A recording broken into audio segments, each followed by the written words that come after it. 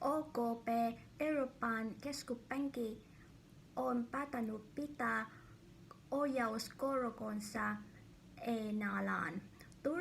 Tulevasta korkokehityksestä ei juuri annetaan vihjettä. Ohjauskorot pidetään riittävän rajoittavina niin kauan kuin on tarpeen, tiedotteessa sanotaan.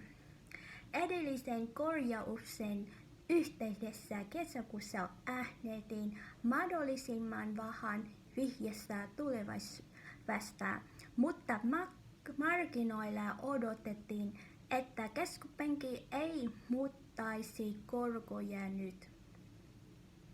Seuraava koronlaskuja odotetaan syyskuussa tai joulukuussa. OKP:n pääjohtaja Christine Lagarde perustelee johtokunnan päätöstä edelleen jatkuvaa tiedotustilaisuudesta. Häneltä odotettiin vihjeitä korkokehityksen jatkosta, mutta mahdollisesta korkojen laskusta syyskuussa hän totesi asian olevan täysin auki.